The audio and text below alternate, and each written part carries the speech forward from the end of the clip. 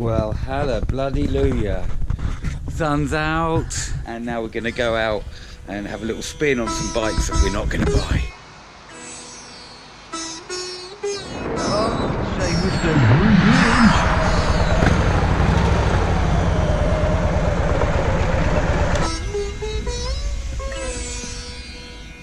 Oh, that looks nice, doesn't it? This is the Himalaya.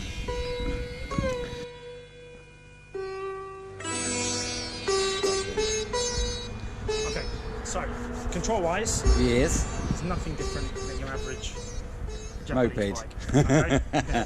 So the gear change is on the correct side. Yeah. The indicators and high, low beam, flash, etc. all where you'd expect them to be. Don't have to hold a clutch in order to start it. So it is just use the starter motor and you're on the clutch. Okay. So I said it's a 650 air-cooled parallel twin engine. It's got a 270-degree crank. That's what gives it the rumble.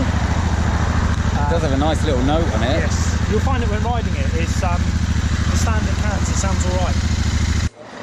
That is going to be one of the only Euro 5 engines, because it's already Euro 5. Right. One of the only Euro 5 air-cooled engines. Yeah. That is an oil cooler that goes to the sun. Okay, so the engine's it's an air-cooled. Yeah. 650 Royal Enfield Continental GT Mark II, if you like. And I'm really excited. Little clip-ons, slightly backwards but not ever so much, nice and smooth clutch, and we're off.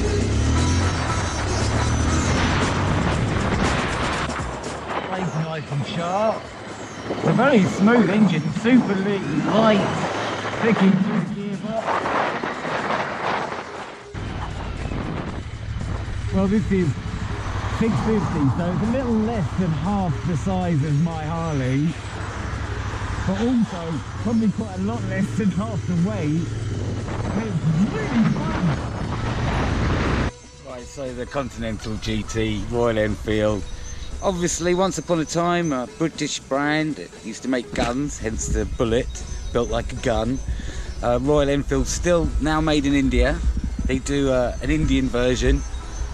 And they do a non-Indian version, which is a little bit higher spec. But this, I've got to say, well, it's just heaps and heaps of fun. It's really nimble, super light. Gear changes are really precise and smooth. Disc brakes front and rear. It's ABS. It's fuel injection.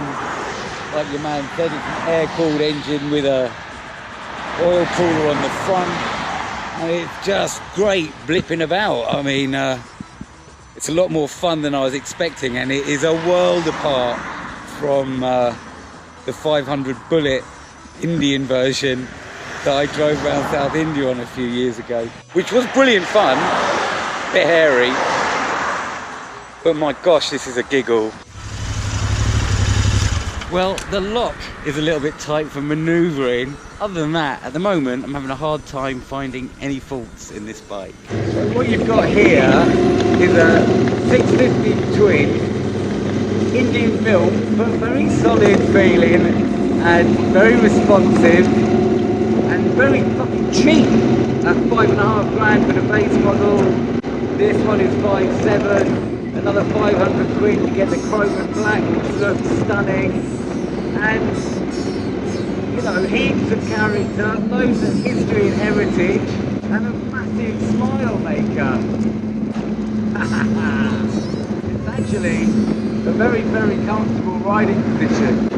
Your feet aren't too far back, your hands aren't too far forward, and your neck's not too stretched back. So for me, that's all a bonus. Got everything you want on the dash here, your trip, double trip, odometer, your nearly empty petrol gauge,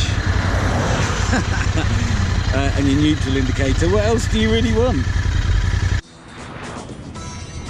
There's a little bit of anti-lock kicking in.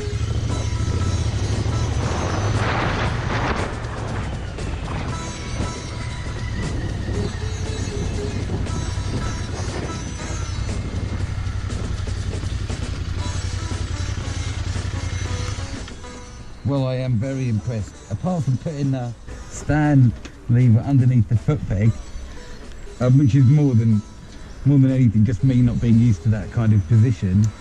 This is brilliant. I think it looks great.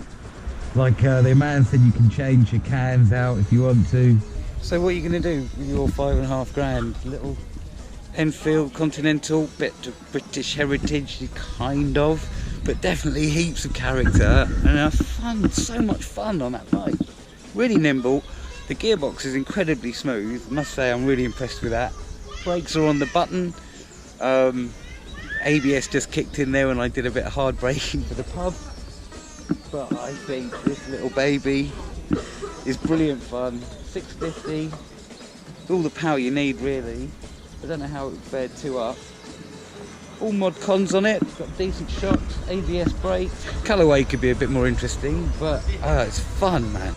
The looks actually are growing on me the more I step back and have a look at it, the more I really like it. It really is a very playful bike, just so easy to ride and just chuck about all.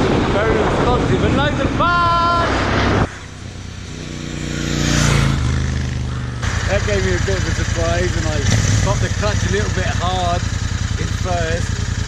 Did a nice little wheelie. Fun times are here again. I'll be honest with you, right? When I come and do these test rides, 99.9% of the time, I've absolutely no intention of buying the bike. I just want to see what's out there and see what I like, and, you know, see what my options are. And I was not expecting to like this one little bit, really. I'm not a massive fan of that whole cafe racer setup with the feet back and the arms forward, but it's a really light bike, it's really nimble. I'm super impressed with that gearbox. I keep going on about it. I think it looks great, and it's $5.5 grand. I mean, that's half the Sportster money, really. I think it's wicked fun.